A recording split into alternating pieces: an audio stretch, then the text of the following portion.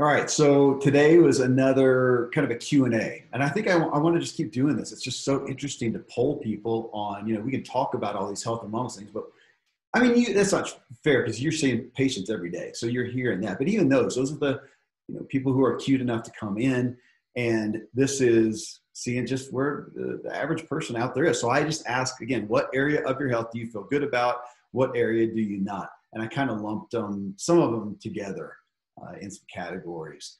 But so yeah, let's start off with you, Dr. Randy James. So where do you feel good about your health? Where do you not?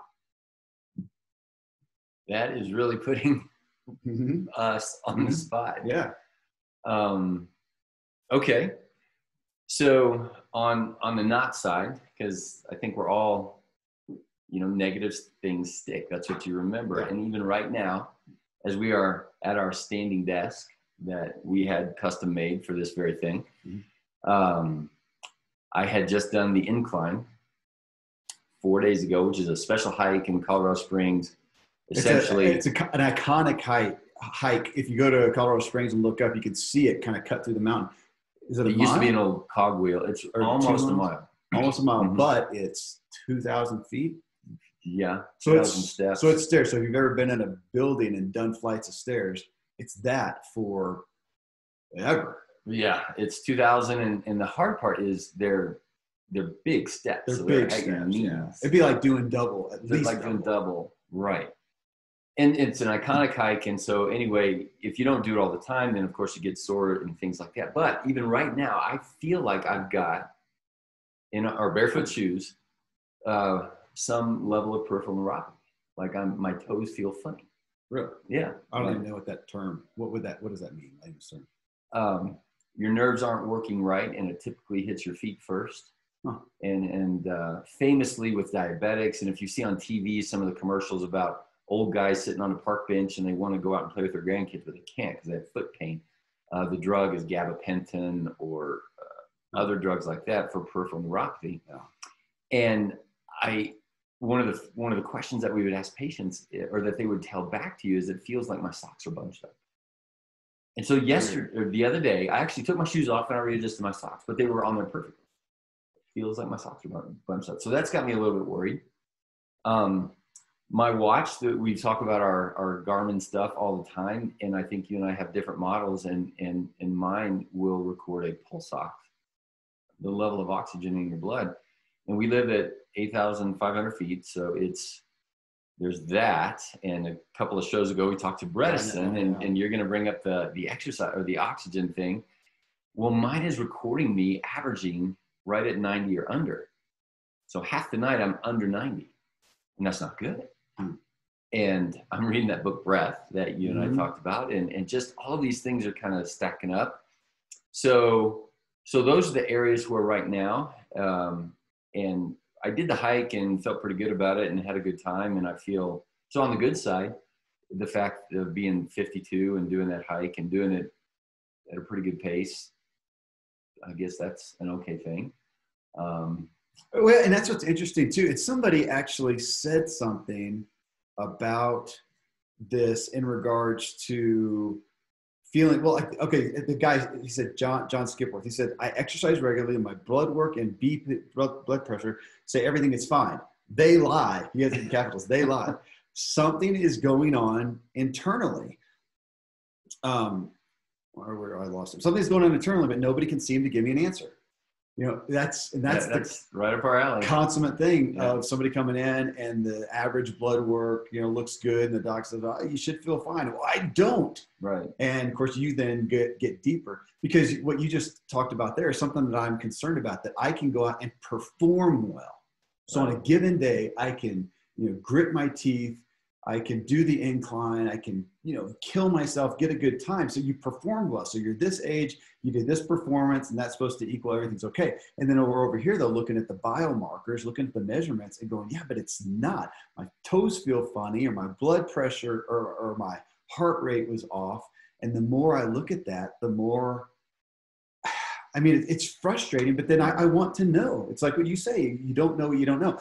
So, on sleep, so we're watching, we both got the wearable devices. I'm about to upgrade. I'm going to get another one. I actually think I'm going to get one with a heart rate strap that you can use too, because when I'm doing this hydro machine, the rowing thing, somehow the movement, I read about it, it screws up. Yeah. And it shows me with this heart rate of like 79 and I'm anaerobic.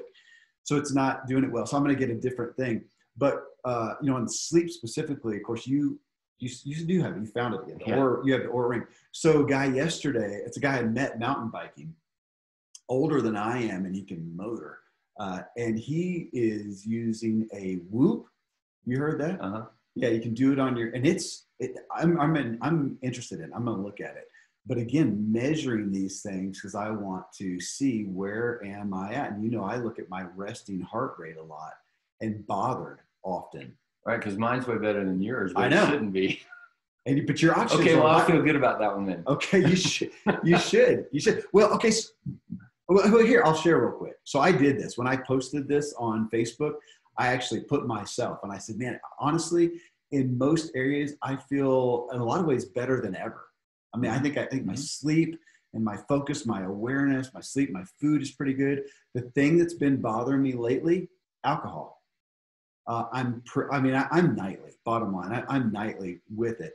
I don't overdo. I mean, I'm not a drunk. I often don't feel, I say that I don't feel, I mean, always feel a little bit, but it's just celebratory. Food, I mean, at night, I want to go home. I want to cook, which I do most of the time. I cook and music and, what's happening with the kids and wine. It's just celebratory. And I don't want to not have that. Just like in the morning, don't want my morning time without my coffee. But I've just been, so every night my body's having to work on that. My liver's having to process that.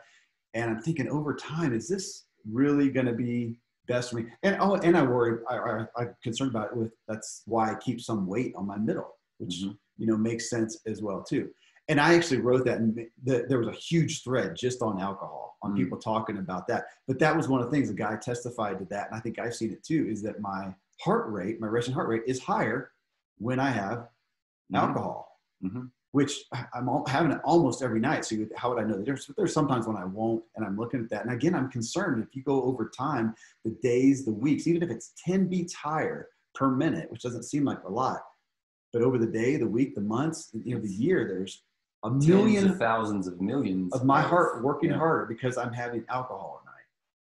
So that was the one that I said, I'm not seeing a negative effect, but again, performance is here. But what's the underlying? What's it costing you to perform that at 50? Yeah. And is that taking away from your performance at 55 and 65?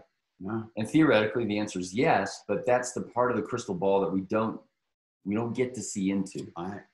And like a guy yesterday, and I said, well, you know him, he's a church guy, very smart, driven. And I'm like, and I said his first name, you're either going to do this and get your glucose down or tell me to stop pestering you about it. We're at the switch, black and white, yes or no, but the implication of, oh my gosh, because they go out to eat a lot, they're social, his wife doesn't want to do that. And I said, yeah, don't take this lightly. It's not the, step 1, 2, 3, 4, and you're done. And so to us and to our listeners and to everybody out there, ultimately, these are the kind of book titles that nobody wants to buy. I know. It's the long-term implications. Because if I ask this question, where am I with my health? Right here, this exact moment today, I'm pretty good, man. Yeah. I can go run. I can go ride. I have energy. I have clarity. You're fine. And compared to everybody else at 50, you get an A. I'm a rock star. Yeah. But I'm looking in the mirror. And I'm looking at, I'm looking at your skin right now. You have clear skin. I feel like my skin, now granted, I was a pro cyclist and I spent a lot of time with my face in the wind with no protection, no nothing. And so maybe there's that, but I still keep looking at it. And I've had dry skin problems. I'm looking and go, man, I look old. You're looking at me thinking the same thing, right? Well, don't judge. But here's one of the things. When we set out on the deck, it's so funny because I'll always see your hands too. Your cracky hands, and my hands look better, and maybe my face looks better, but I have old man ankles. Yeah. And that I keep saying, oh my gosh, it looks like my dad. But that looking at the long term, so if I'm just concerned about right now, I'm okay. but I'm not. I'm concerned about where are my markers going, so that I'm just about to turn 50. And where am I going to be at 60? Where am I at 70 and at 80? Because I know 80-year-olds who are fully functioning at 80 as they were at 40, and I want to be. And those guys are the real rock stars. Yeah. Who are doing the incline at 80. And loving life while their friends are drooling in a wheelchair more and more. And man, that's when it gets acute. But it brings us back to today of going, like your guy you talked about, really, I have to be weird. I have to be different than the culture and not eat this or eat that and go to sleep, all that stuff that we talked about. And the answer is yes. Yeah. But the answer is not forever. So this morning over coffee, we talked about a couple of people and asking them, what kind of letter would you write to yourself in the past, now that you've done all this hard work to get healthier from whatever pit you were in? And people say things like, oh yeah, just for 2 years, don't have any sugar. And our eyebrows go up, and it's like, really, that's the book title that you would sell to yourself 10 years ago? Nobody's buying that. And you wouldn't have bought it. Even if we're like you, a couple years ago on the boot thing, you said, I can't sleep. I'm not wearing this boot thing for my foot. But here you are, and you've worn it for some nights in a row, and now you're saying... Okay, let me explain that. People are going to think I got diabetes. This is one of your negative things. Yeah, so you and I transitioned to minimalist running years ago, which helped me. So I'm running, having back pain, hip pain. We read the book Born to Run, as so many people did, switched to a minimalist running, and it took away my aches and pains. Then I got sponsored by a shoe company, and they had this really cool winter waterproof shoe, and I started wearing it in the winter, running with my boys, but it was tons of support. That's the only thing I can figure out. And I developed plantar fasciitis and so I quit running, did not run for a year. It never got better. I tried a few things, but the one we looked at was a splint. So yeah, I tried to wear a splint that kept my foot at a 90-degree angle, so it's not down, and couldn't sleep. And so I said, I'm not doing that. And time went on and nothing's better. I went back to that and just did it long enough to where now I sleep fine with the boot, and it is the only thing helping right now. So I'm back to running again. I'm using that at night, and I'm in less pain than I was when I wasn't running, but not using the splint. So I'm making it. So we'll see. Well, right. And from now on and forevermore, looking forward, you have to do the weird thing of wearing a boot at night, but not for forever. No, and then when you go, hope not. And when you go back to running, you'll run smarter. Yeah. Right. So there'll be a little bit more attention paid to that toe stretch and getting your arch all kind of thing. Well, I started stretching. You and I both did some. I'm a little more flexible, not dramatically, but. Right. So we'll go back to it, but not in the way that we did in the past. And that is the same thing I'd say to my friend. Yes, for 2 months, you need to really be paying attention to your sugar intake or whatever, but so that in the future you can go back and enjoy the nice carbohydrates, but in a different way. That's the only way forward. Well, we're back to the elevating our appetites, because like sugar, I was a lifelong said, I don't have a sugar tooth. I have a sugar belly, man. If I'm going to eat a sugar body. Yeah. And now today, well, what time is it now? It's 10:20. I didn't eat today. Did you eat? We had our coffee, and for lunch, I'll have something. And after lunch, I will have my addiction of dark chocolate, either just plain dark chocolate, or I've been doing dark chocolate almonds. It's really my mojo. So I get my little sugar throughout the day. Now, and again, wine at night, so I have some, but it's so much less, and I don't miss it to that degree. Wait, you don't miss the wine? The sugar. Overall. The amount that I used to have. So I'm getting a little bit. I'm getting higher quality, but yeah, so much less, and I don't miss it. So even that to say, it's not forever, but so if we upgrade our appetites, we don't have to go back. It's not like I'm not going to go back to McDonald's or to Hershey's Kisses right. Yeah. Well, so on this, and asking this question, even just to look at a couple categories, water was one. Susie Bradley, Susie. She said, she's a fitness instructor. She said, I feel good about my fitness and mental health. I need to drink more water. Jen Underwood, she said, my mental health and eating habits are going decently well. Exercise and water drinking needs help. Sleep has been a big focus this year, and I'm pleased to report that focusing on enough, that's her word for the year, enough sleep this year, that's a habit I've improved. Next up is enough water, and then exercise. But so a handful of people chose water. I was surprised at that. So I feel like they're doing overall well, but water, which interestingly, I got to think about. So just on, I don't think it's published yet, on my new podcast, Motive, I interviewed Kara Golden. She's the founder of Hint Water. And that was her thing. It's trying to, she had, gosh, her story, I didn't tell you about it. She was doing like 15 Diet Cokes a day. Wow. Yeah. I mean, she developed a habit as she was doing all this big business stuff and realized, man, things are not going well. She had all this weight, her energy, whatever. And that was her primary thing. Wouldn't we all love to have, a primary thing? And she cut it out, cold turkey, went to water. And it's like, 40 pounds immediately went off. Her energy, her skin, I mean, all these things helped. But then she also realized, man, it's just boring to have, just water. And so she starts playing. This is a consummate small business story. Starts playing with fruit. Of course, fruit juice is super high. So she's like just a little bit, infused, a hint of that. So it has no sugar. So here, I got one. Yeah, for those who watch the video, there it is. Okay, so they sent me a case of it. And so it's no sugar. And she even talked to Coke at one point. They're like, Americans are never going to drink anything that doesn't have a little sugar in it. Well, she's making millions of dollars with, it literally has no sugar, in it. She has, but here's her point is she has, and folks, I think it's going to be Motive Show 7, episode 7, if you want to go listen to that.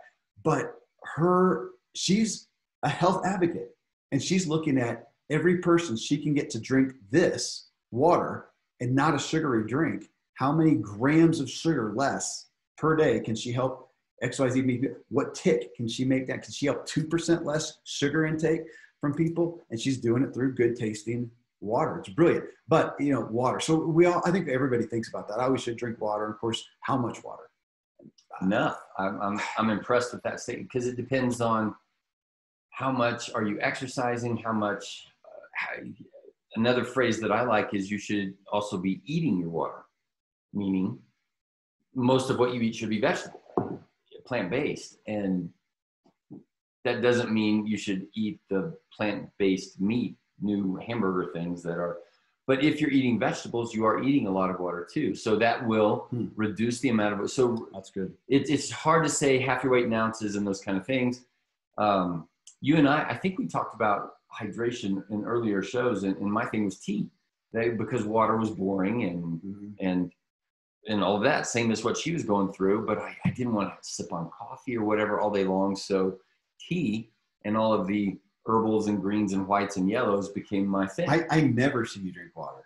I don't think you do drink plain water, but you do that. And so, the measuring stick I've always looked at, and I drink it like vitamins. So I keep a big Nalgene bottle of water, and I just am in the habit of go over there and gulp down half of it and just, kind of a have to.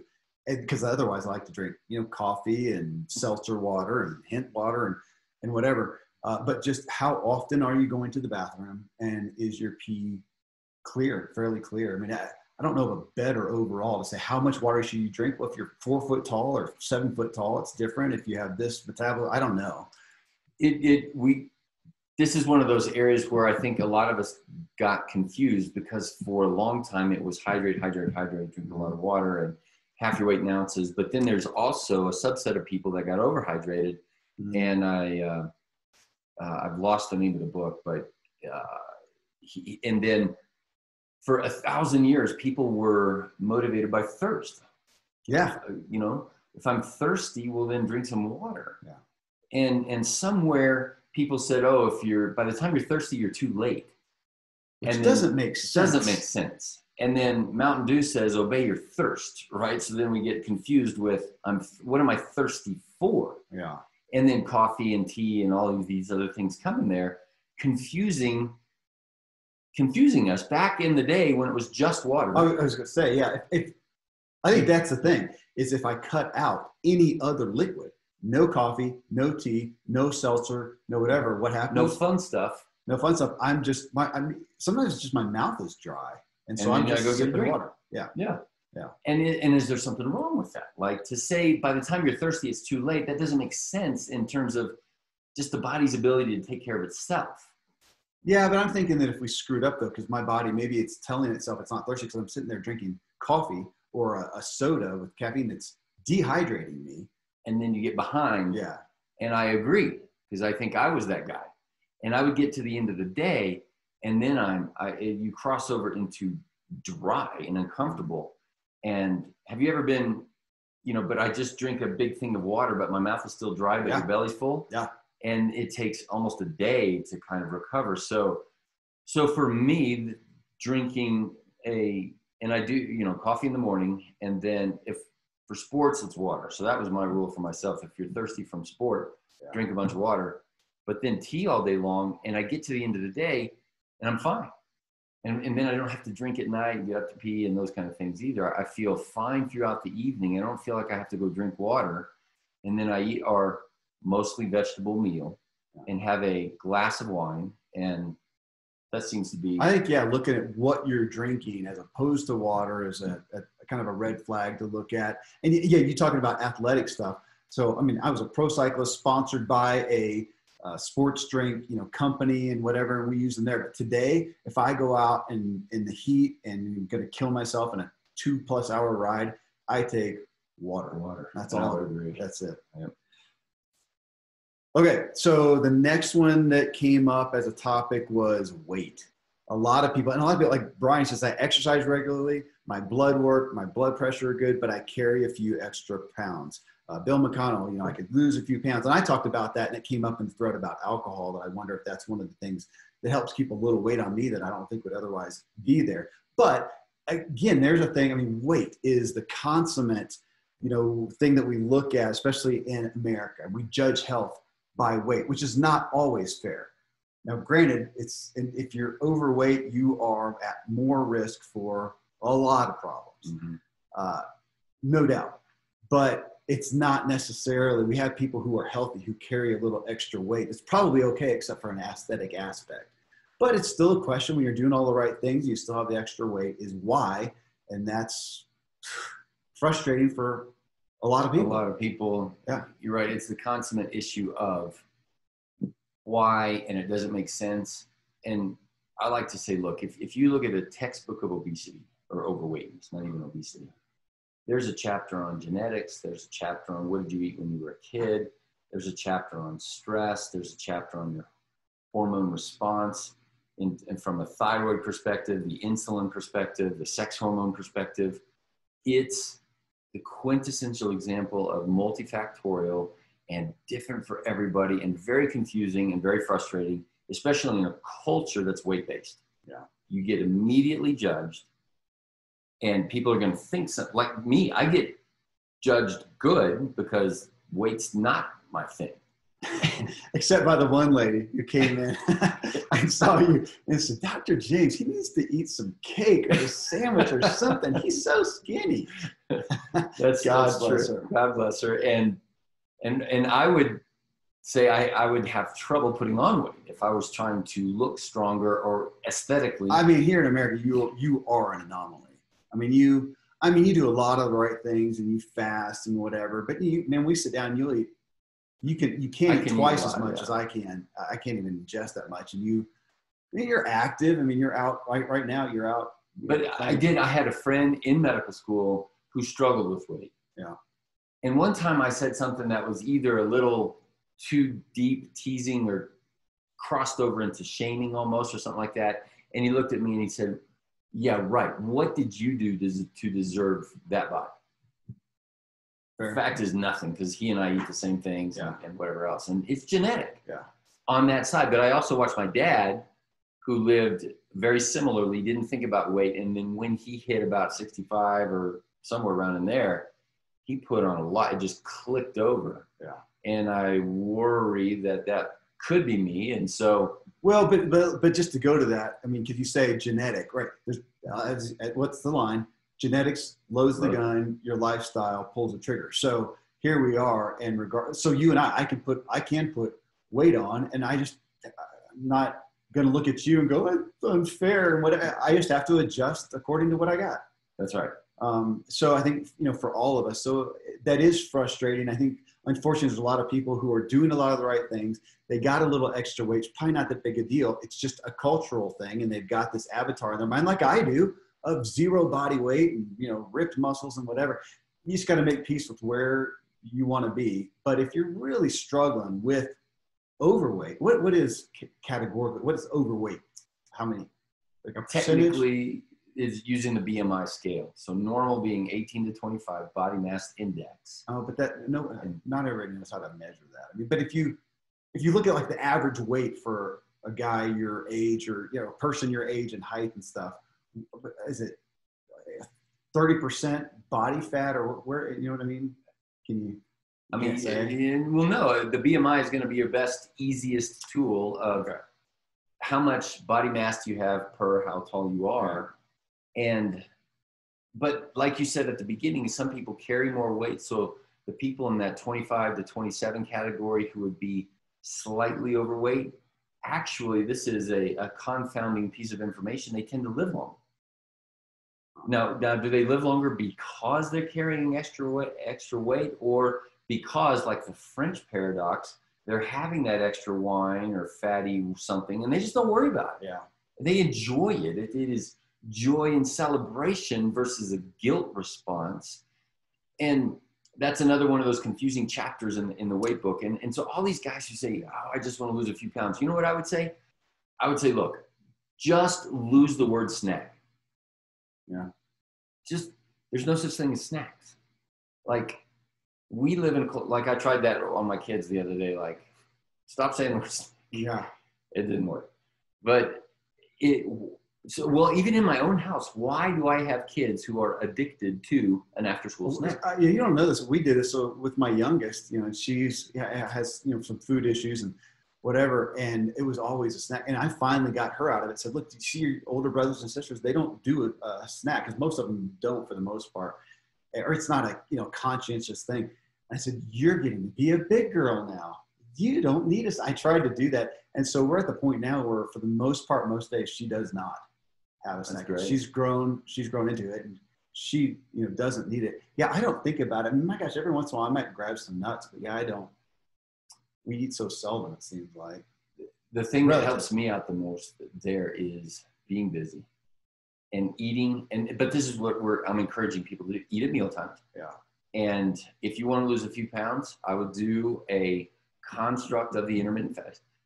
I would start off with the mindset of we are overcarbed and oversnacked. So if people can just lose the snacks, and then at meal times, eat meals. And in between meal times, just drink some more water. You know what? Drink some more water. Now, I was going to say, I do have, especially in the afternoons, man, I'll have that hankering for probably a snack. It's just something to appease my taste buds. And I will go do a decaf coffee or a seltzer water. That's kind of gotten in my habit. I have my snack. I upgraded my appetite. Yeah. And I have it with that as opposed to whatever somebody would have for a snack. So I will save my favorite teas for the afternoon. Oh, and look forward to that. Yeah. And that's kind of the. Well, yeah. And this morning we didn't have breakfast. I didn't think about it because I had a nice Starbucks. Look forward to. Sipped it for an hour. And yeah. There you go.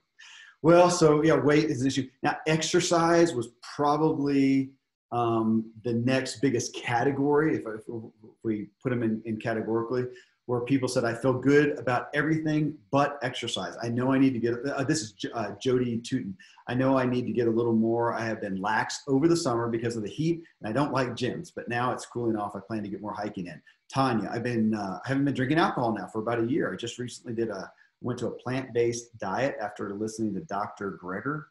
I don't know who that is. Okay. I could be doing more cardio and strength training overall, though, but overall my health as well. Bonnie Stafford, same thing. Everything's good, but I could use more exercise.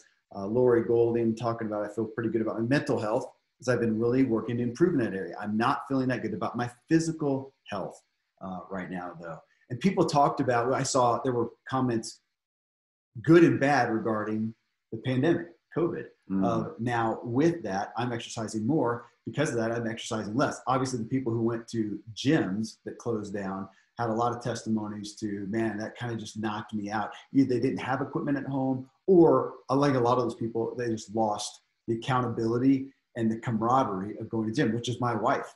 And she hated it when the gym closed. Then they opened. I think it's still now, it's by appointment only. You got to sign up for a class. You can only have so many people in, and she does it pretty religiously. That's her thing. Didn't matter a lick to you and me. You've Right. got your treadmill, and we got the outdoors, and we did it. So yeah, different experiences for different people in regarding that. But exercise, it is interesting to see that. A lot of them attested to that. I've been doing well with my mental health, focusing on my mental health, but not doing the exercise. And that's one where, yeah, you can't overcompensate enough to be sedentary. And then the downfall is so detrimental.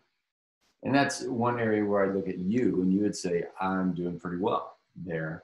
I look at me. I wish I could just do exercise and Right. go nuts everywhere else. Eat, Right. drink, and be merry, and go exercise. And and a lot of people actually, especially in the 80s, 90s, zeros, had that mentality. Doesn't matter what you eat, go exercise it. And people would exercise and then reward themselves with a frappuccino.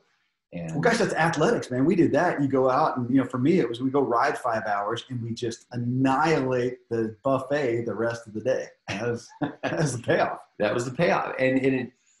But remember, we use the NASCAR mentality of if you're going to go annihilate your car Yeah. and you want to perform, then you give it really good food and good treatment and all of that. But in our bodies, why do we demand this performance and then reward it with Doritos or a Frappuccino? It doesn't make any sense. And it really doesn't. On my side, I think exercise has become more of a struggle, just from timing wise and the crazy kid schedule. And that's where COVID impacted us. And so for half of the week, Monday through Wednesday, it's nothing almost.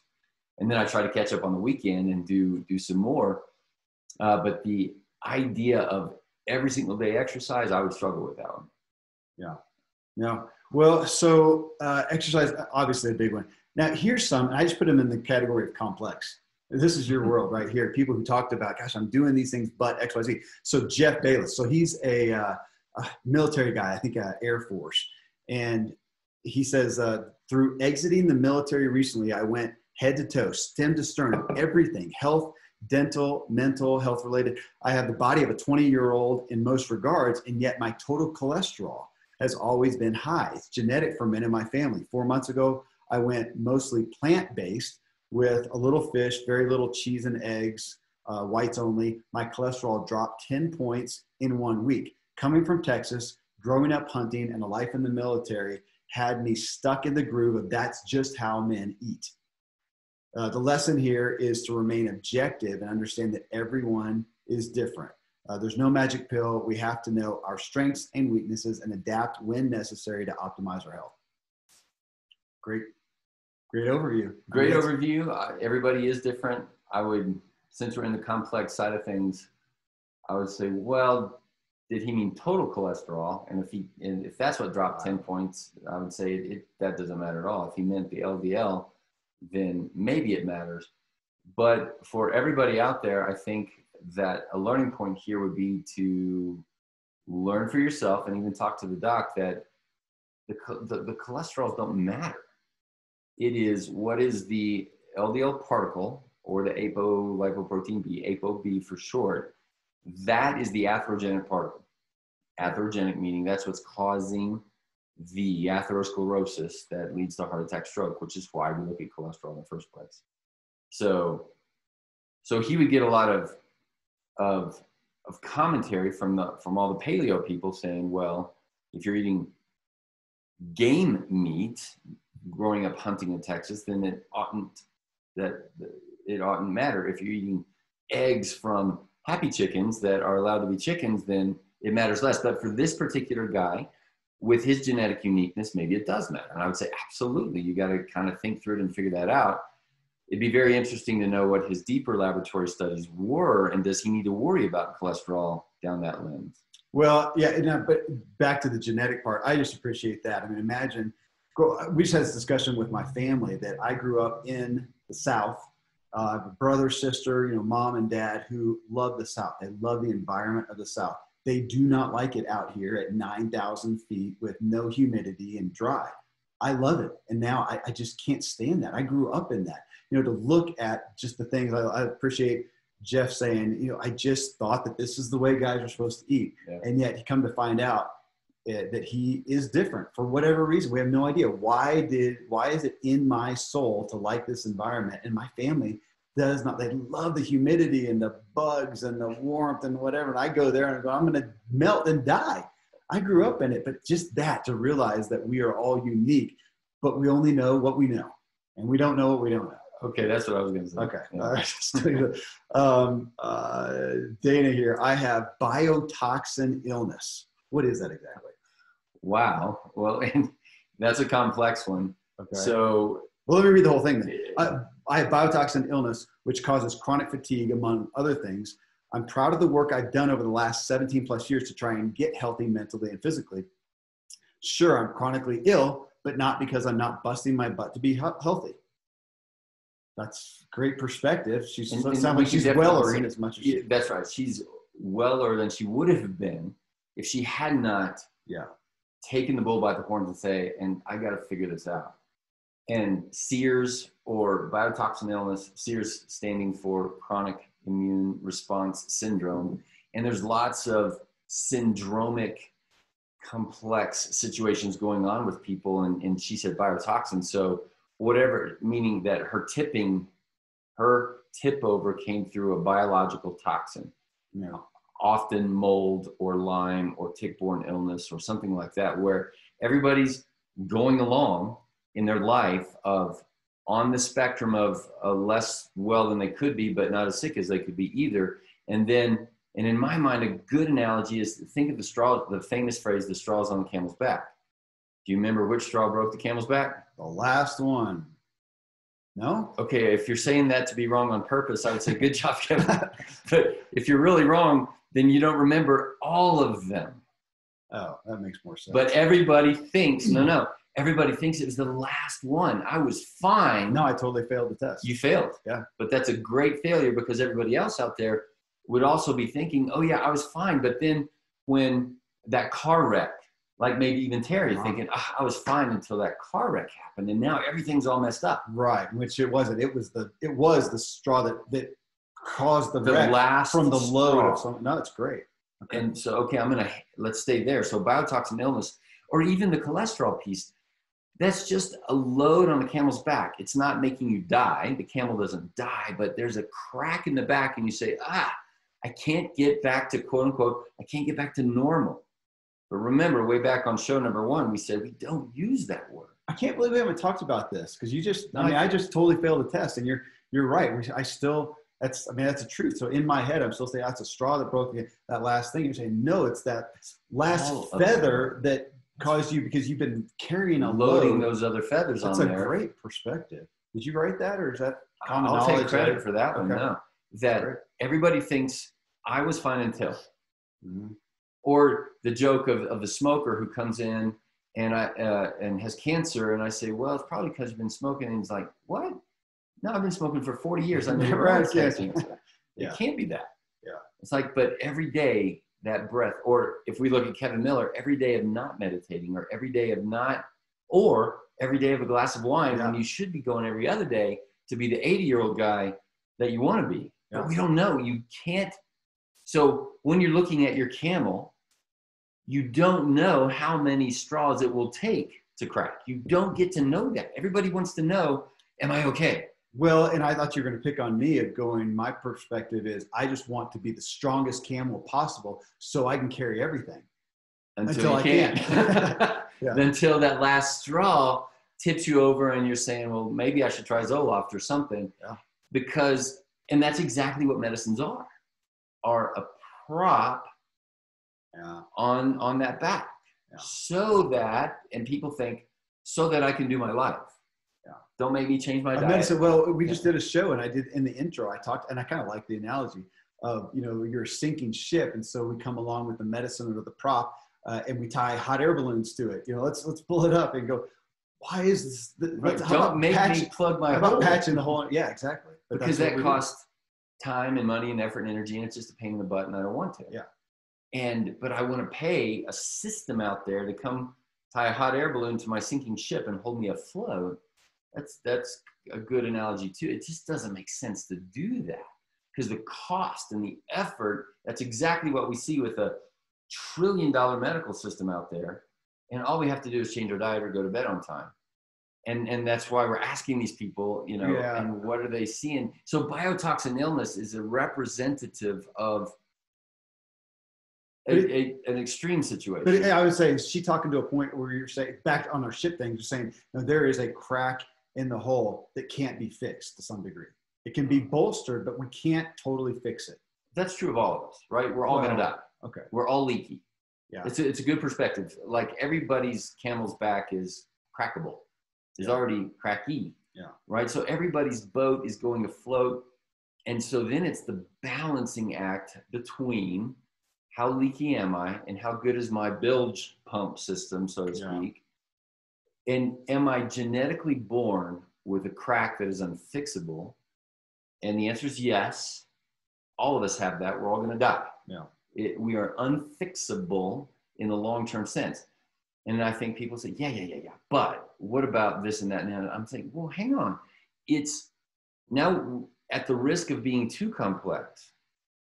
So you and I are reading this book, Breath, and he boils it down to every breath is some odd sextillion molecules. Well, I'm struggling with anxiety because now I'm thinking, I'll catch myself going, am I breathing? Am I shallow breathing? That's right. Yeah. So that is an extreme position. Mm-hmm. And to just let you know, I had a patient who said exactly that. Imagine if you were so focused on every breath thinking that the next one's your last one. Oh gosh. Yeah. Horrific anxiety. Yeah. And he couldn't get out, just like, I don't understand, just snap out of it. And you can't. And that's what anxiety is, and depression and those kind of things. So we at the risk of being overly aware of every breath or every molecule of food or every single word you say to your spouse, and was it in the right tone and the right whatever, or every single thing we drink. And then people say, well, gosh, you can't think that way and you got to die of something. I'm like, you're right. So then the opposite spectrum is eat, drink, and be merry, for you were going to die. Somewhere in the middle then, and for a biotoxin person, she likely had a genetically predisposition, and she had the misfortune of being born. She could have 5 brothers and sisters all exposed to the same thing. She was exposed, and she broke. And she got it. So, and she had the misfortune of being born in a culture that overcarbed, overstressed, undervegetabled, underhydrated, underslept, and she could have gotten it with a better diet per se than her brother. Or we could go look back and say, no, she was the one kid more prone to the snacks and the carbs and whatever, and so she was dragging herself down. We don't know. We can't know, but every single person listening to this is a camel, is a boat, is leaky, has a back that can break, even Kevin Miller. And then the question is, we've talked about it, so be aware, be wise. What load are you carrying on your back? What load do you want on your back? I want to be a father. I want to be a husband. I want to run a business. I want to run. So what do I leave off that back? Yeah. And that's encouraging because I have control, but it's also daunting because I can't know the future. Yeah, it could be a whole nother show. So maybe we shouldn't go down the rabbit hole, but something you said made me think, and I thought about it earlier when we were talking about weight and people talking about, a few extra pounds. And us talking this morning at coffee about the meme, the picture, whatever, it's really old, but it was of the 2 ladies that were 50 years old, let's say. And it showed one, and she was the poster child for vegan and environment, all this, good, healthy stuff. And she looked 20 years old and haggard. She looked worn out. And they had the other lady who was like the chocolate wine queen, the same age, who looked 20 years younger, looked great. And how important it is about how we feel about it. So if I'm 10 pounds overweight and I have guilt and shame and whatever. That guilt and shame is more detrimental than the actual 10 pounds of extra weight. I'm good with it. I wanted to bring that out earlier because I thought about it. I think it's so important. Just how you think about yourself is as much is okay. But I'm gonna not disagree with that. Okay. But I'm gonna remember. We also talked this morning about the dancer. Yeah. Right. Yeah. Where there's an example of a person who is like, hey, be proud of yourself or whatever. But this is a poor little girl who might be 12 years old, but she's 300 pounds. I mean, morbid obesity, and to tell somebody to just be okay with it. It's a balancing act. It's great that she has a good attitude and there's some joy out of it.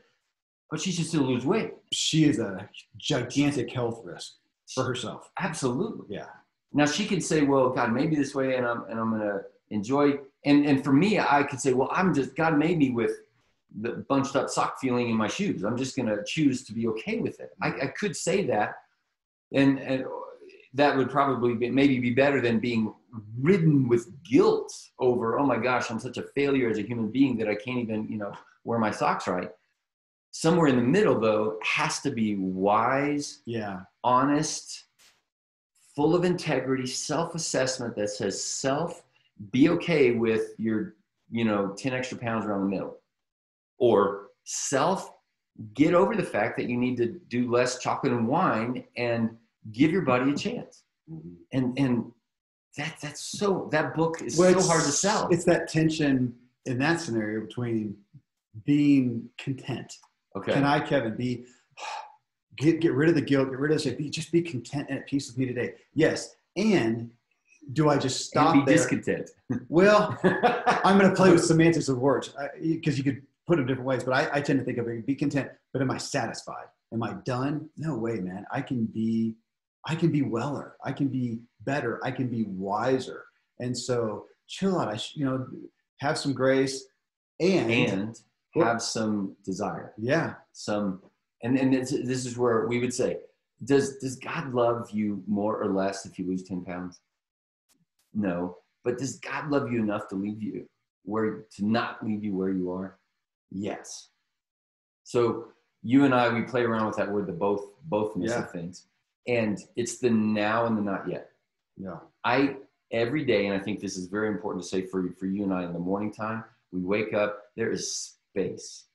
I do not touch my phone. There is space for me to say, you know what? I choose to be content. I choose to be satisfied. I am so satisfied with being alone, being with God. This is the point of existence. Well, it's like you talking about the muscle of that. And exercising the muscle of contentment. And that's hard. Yeah. That is hard. And even as we talk about raising our teenagers to wake up and just sit there, because they don't have depth of wisdom yet. They can't. They don't have a motive yet. They don't have a motive or reward, and they haven't really been burned yet. Yeah. And then once we say, okay, the morning time is done, I have now filled up my contentment bucket and my muscle, and I've worked it out. Now, out of contentment, go and produce, perform, and share, and give away out of that. And that's what a camel does. That's interesting. It bears a load, and then it rests. I'm looking back, and now I'm going back. We could read stuff for the next hour. I think we've hit kind of the highlights, but I'm looking back to my question. What area of your health do you feel good about? What area do you not? And it's almost, the bigger question is, where are you discontent? Where are you content? Where are you not satisfied, with your health? And why? I didn't ask that part of the question. Mm-hmm. Why? Which is my favorite question, but I didn't ask it here is the why. On that weight, is it because let's go to weight. Are you concerned just from an aesthetic standpoint, you want to look a certain way for a certain person or for yourself or whatever, or is it a health risk? Mm-hmm. Because 10 pounds on the average, if you took the perfect BMI and said 10 pounds, it's not a big deal. Is it? I mean, 10 pounds. Now, where is it? Like you thought, where's the line? Where are those 20, 20, 22 and a half, 30, whatever. What is morbid obesity? How do they? A BMI of 40 or over. So obesity starts with a BMI of 30, and then morbid obesity is a BMI of 40. And if you Google BMI, you'll have to find a very easy calculator for people to just be aware. Where are you on that scale? Mm-hmm. Now, somebody might be at a BMI of 25, and that's called normal, and they might say, but I need to lose 10 pounds. Okay, from 18 to 25, and then you get into, are you sort of thin boned or medium boned or big boned? Are you where do you hold your weight? That's funny. And where is because I have veiny arms, veins in my shoulders, I have really veiny legs, and then I carry it right around the middle. So I feel fat, even though I'm not technically, but you're not. And then we also have people who are what we call skinny fat, right? Like they are over fat. Their overall weight is normal, but they've got their fat deposits in very wrong places. And that's kind of what we would say the cellulite, if you see on, legs and places like that. And that's more for women. For men, it's more the visceral. So yours is not visceral, it's external. And I think if we did look at your liver, your kidney, and those are the viscera, the guts, that you wouldn't have a lot of fat in there. That's where the BMI or the BIA machine is helpful. Right. Well, but just again, so that'd be a great question to go back to these. And for us all, as you're listening, to think about is, where do you feel good about your health? That's great to know, and why. And where do you not, and why? Is it are you suffering, or is it just a should expectation, kind of aspect? And to know, because how we feel about it is just it's dramatically important. It's going to determine our behavior, which then leads into the result. Yeah. And we're back into that cycle of the bothness of the now and the not yet. How do I perceive myself, and why? And what am I going to do about it, and why? Yeah.